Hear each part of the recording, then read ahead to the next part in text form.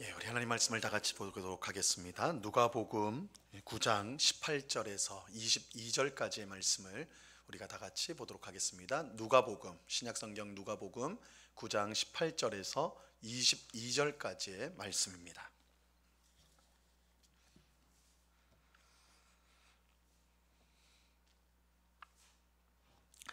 누가복음 9장 18절에서 22절까지의 말씀, 우리 하나님의 말씀을 한 목소리로 다 같이 읽도록 하겠습니다. 9장 18절에서 22절까지 한 목소리로 다 같이 읽습니다. 시작. 예수께서 따로 기도하실 때에 제자들이 주와 함께 있더니 물어 이르시되 무리가 나를 누구라고 하느냐?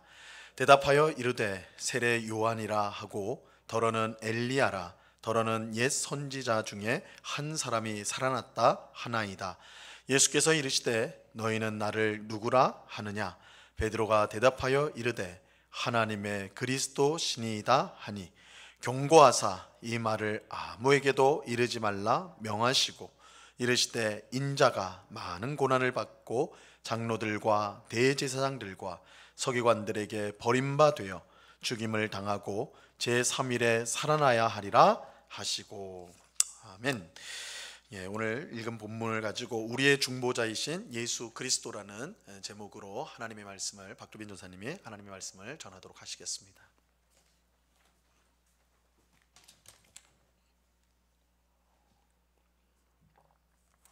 오늘 수요 예배 오신 여러분들을 환영합니다. 오늘 하나님께서 우리에게 주시는 말씀을 통해서 우리의 믿음의 대상이신 예수님과 우리의 중보자이신 예수님을 믿는다는 것이 무엇인지 알아가고 또 살아가는 우리 모두가 되기를 바랍니다. 가이사랴 빌립보 지방에서 예수님은 제자들에게 아주 중요한 질문을 하셨습니다. 바로 너희는 나를 누구냐라는 질문이죠. 너희는 나를 누구라 하느냐라는 이 질문은 단지 당시 제자들에게만 하신 말씀이 아니라 오늘날 우리 모두에게 주시는 질문이기도 합니다. 이에 대해 베드로는 담대하게 하나님의 그리스도이시니다 라고 고백을 하죠. 예수님께서는 이 고백을 매우 귀하게 여기시면서 이렇게 말씀하셨습니다. 마태복음 16장 17절을 제가 읽겠습니다. 예수께서 대답하여 이르시되 바요나 시므나 내가 복이 있도다. 이를 내게 알게 한 이는 혈육이 아니요 하늘에 계신 내 아버지시니라. 예수님은 베드로의 고백이 단지 사람의 지식이 아니라 바로 하나님께서 알려주신 것이라고 강조하셨죠. 예수님은 지금도 여전히 우리에게 물어보십니다. 너희는 나를 누구라 하느냐라는 것이죠. 이 질문은 단순한 신학적 질문이 아니라 우리의 삶의 방향과 구원의 본질을 묻는 질문입니다. 우리는 과연 예수님께서 그리스도이심을 온전히 알고 있으며 그 고백에 걸맞는 삶을 살아가고 있는가 돌아보아야 하죠. 자, 그렇다면 예수님이 그리스도이시다라는 의미는 무엇일까요? 먼저 그리스도라는 뜻은 기름 부음을 받은 자라는 뜻이며 이것은 구약시대의 선지자와 제사장 그리고 왕에게 기름을 부었던 갈래에서 유래한 호칭이죠. 예수님은 선지자이시고 제사장이시며 왕이라는 이 세 가지 직분을 완전하게 수행하는 참된 그리스도이십니다. 첫 번째로 예수님은 우리의 최고의 선지자이신데요. 선지자는 하나님의 뜻을 사람에게 전하는 역할을 맡은 자로 예수님은 구속에 대한 하나님의 뜻과 계획을 온전히 계시하셨습니다. 히브리서 1장 1절 2절을 우리 다 같이 읽겠습니다. 옛적에 선지자들을 통하여 여러 부분과 여러 모양으로 우리 조상들에게 말씀하신 하나님이 이 모든 날 마지막에는 아들을 통하여 우리에게 말씀하셨으니 이 아들을 만유의 상속자로 세우시고 또 그로 말미암아 모든 세계를 지으셨느니라. 아멘. 이것은 예수님께서 선지자들의 사역을 완성하시며 하나님의 말씀을 가장 완전하게 나타내셨다는 것을 의미합니다. 예수님은 이 땅에 계시는 동안 제자들과 무리들에게 하나님 나라의 비밀과 구속의 계획을 직접 가르치시고 또 표적을 통해 보여주셨습니다. 그리고 하늘로 올라가신 이후에 보혜사이신 성령님을 보내시어 사도들이 성경을 기록하게 하셨으며 지금도 그 기록된 말씀을 통해 우리를 가르쳐 주시죠. 그뿐 아니라 예수님은 구약 시대에 그리스도의 영으로서 선지자들을 통해 계속해서 역사해 하셨습니다. 이에 대해 베드로는 베드로전서 1장에서 이렇게 말하는데요. 제가 읽겠습니다. 이 구원에 대하여는 너희에게 임할 은혜를 예언하던 선지자들이 연구하고 부지런히 살펴서 자기 속에 계신 그리스도의 영이 그 받으실 고난과 후에 받으실 영광을 미리 증언하여 누구를 또는 어떠한 때를 지시하시는지 상고하니라. 아멘. 즉 선지자의 사역은 예수님의 선지자의 사역은 과거부터 현재까지 그리고 앞으로도 막론하고 그리스도 안에서 계속해서 이루어지고 있다는 것이죠. 이런 사실을 믿는다면 우리는 이 성경을 단순히 고대 문헌으로 여겨서는 안 됩니다. 성경은 지금도 살아계신 하나님의 말씀입니다. 그래서 우리는 부지런히 하나님의 말씀을 읽고 배워야 하며 그 말씀 안에서 하나님의 뜻을 깨닫고 실천해야 하는 것이죠. 왜냐하면 예수님이 선지자로서 우리를 인도하시고 계시기 때문입니다. 그래서 우리는 하나님 말씀 외에 그 어떤 것을 따라서도 안 되고 하나님의 말씀으로 가르쳐 주신 것 외에 하나님을 알아가는 길이 없다는 사실을 알아야 합니다. 두 번째로 예수님은 우리의 유일하신 제사장이십니다. 구약의 제사장들은 백성의 죄를 위해 제사를 드리는 역할을 감당했습니다. 그러나 그들의 제사는 일시적이고 반복적이었죠. 반면에 예수님의 제사는 어떠할까요? 예수님은 단 한 번에 자신의 몸을 희생 제물로 드림으로써 영원한 속죄를 이루셨습니다. 히브리서 9장 20절은 다음과 같이 증언합니다. 우리 히브리서 9장 26절을 다 같이 읽겠습니다. 시작.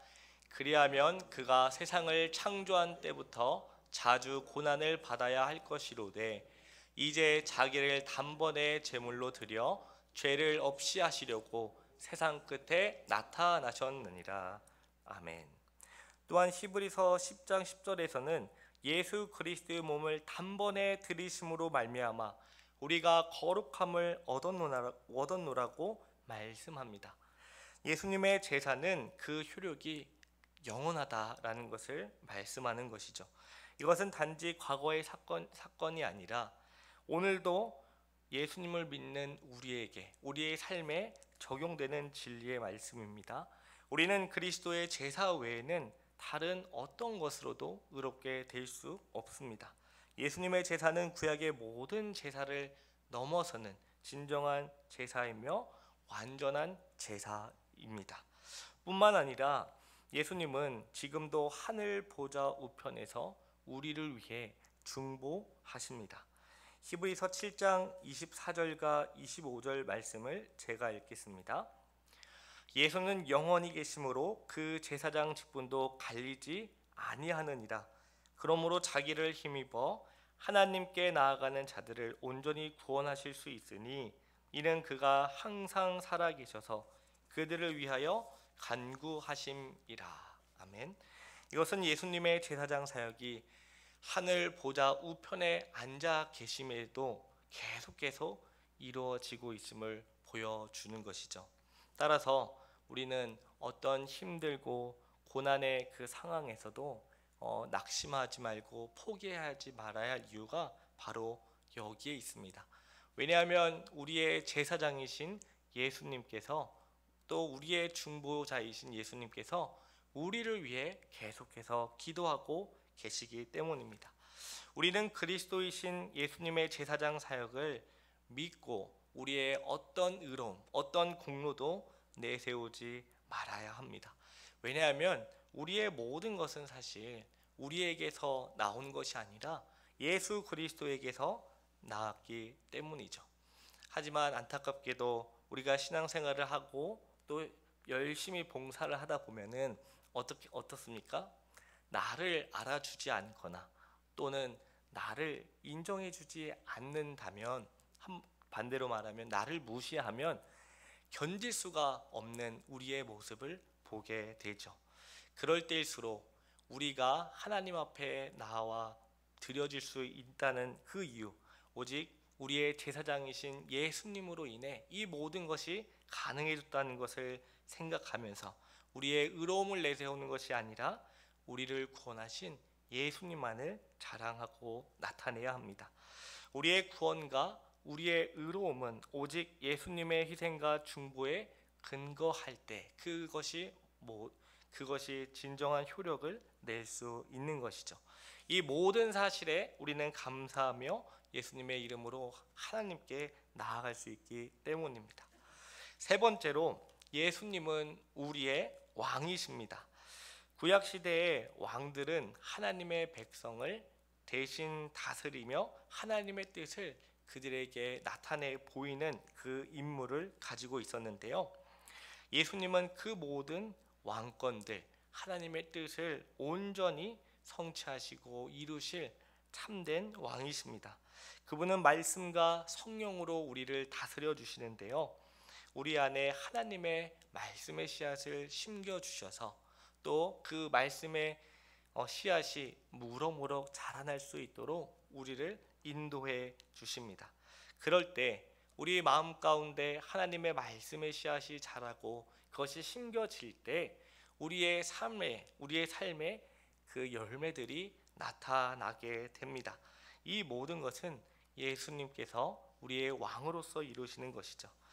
그리스도께서 우리의 왕이심을 믿는다는 것은 우리의 삶의 주인이 예수님이심을 고백하는 것입니다. 세상에서는 고난과 유혹이 끊이지 않지만 그리스도께서는 우리를 지키시고 보호하시는 참된 왕이십니다. 그래서 어떤 세력도 그분의 뜻, 그분의 다스림을 거스릴 수 없으며 우리는 그분의 보호 아래 살아간다는 걸 확신할 때 우리는 좌로나 우로나 치우치지 않고 주의 말씀에 따라 살아가게 되는 것이죠. 왕이신 그리스도를 믿는다면 우리는 스스로의 인생을 주관하려 하지 말고 그분의 말씀과 성령의 인도를 따라 순종하며 나아가야 합니다. 고난 중에도 낙심하지 말고요. 예수님이 우리를 다스리며 친히 보호하심을 믿고 끝까지 견디며 살아가야 합니다. 지금까지 우리는 예수님이 그리스도이심 곧 기름 부음을 받은 자이심을 선지자와 제사장, 왕의 세 직분을 통해 살펴보았습니다. 이 고백은 단순히 입술만이 아니라 우리의 삶으로 이어져야 합니다. 그리스도이신 예수님은 단순히 이런 교리의 한 요소가 아니요 우리가 믿고 따라야 할 실제적인 우리 구원의 주님이시기 때문이죠. 따라서 우리는 날마다 그분에게 배우고 또 그분의 은혜 안에서 거룩함을 입으며 그분의 말씀에 따라 살아가는 삶을 추구해야 합니다.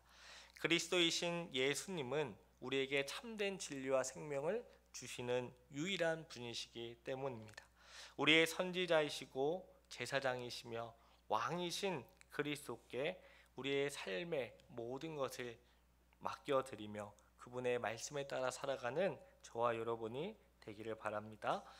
이러한 신앙 고백이 단지 한순간의 감정이 아니라 정말로 우리의 삶 가운데 그 작은 모든 부분에 우리의 삶에서 그 열매 맺기를 소망합니다. 오늘도 그리고 매일의 삶 속에서 하나님이 그리스도이십니다 라는 고백이 우리의 생각과 말과 행동에 깊이 새겨지기를 간절히 바랍니다. 오늘도 예수님은 우리에게 물어보십니다. 너희는 나를 누구라 하느냐? 너희는 나를 누구라 하느냐라는 이 질문 앞에 우리는 그동안 우리가 예수님을 어떻게 믿어왔고 어떻게 살아왔는지 돌아보면서 오늘 말씀을 통해 우리에게 다시 알려주신 그 사실을 따라 믿음으로 살아가는 저와 여러분이 되기를 간절히 소망합니다. 기도하겠습니다. 거룩하신 하나님 아버지, 감사합니다. 오늘 수요 예배를 통해 우리에게 주신 말씀으로 인하여 예수님께서 하나님의 아들이시요 그리스도이심을 다시 한번 알려주셔서 감사합니다. 예수님께서 우리의 선지자요 제사장이며 왕으로서 하나님의 뜻을 우리에게 가르쳐 주시고 우리를 대신하여 십자가에서 죽으시고 부활하심으로 인하여 우리를 의롭다 하시며 우리의 왕으로서 지금도 여전히 우리를 통치하시고 보호하시며 지켜주심에 감사합니다. 아버지, 이 세상에서 우리의 삶의 형편이 어떠할지라도 우리가 어느 곳에 어떤 상태로 있을지라도 예수님께서 하나님이시요 그리스도이시다라는 고백을 끝까지 지키며 살아갈 수 있도록 은혜를 더하여 주시옵소서. 아버지, 이 세상의 것들이 자꾸 예수님에 대한 믿음의 고백을 잃어버리게 하고 또 내려놓게 우리를 끊임없이 유혹합니다. 이 세상 사람들은 다 하나님을 떠나 또 예수님을 부인할지라도 우리는 끝까지 우리의 중보자이시며 그리스도이신 예수님을 믿음으로 따라가게 하옵소서. 주님께서 우리를 항상 복되고 선한 길로 인도하신다는 그 믿음 그리고 그 확신으로 우리가 감사하며 찬양하며 나아가게 하옵소서. 우리의 모든 것을 주님께 맡기고 감사드리오며 이 모든 말씀 예수 그리스도의 이름으로 기도드립니다. 아멘.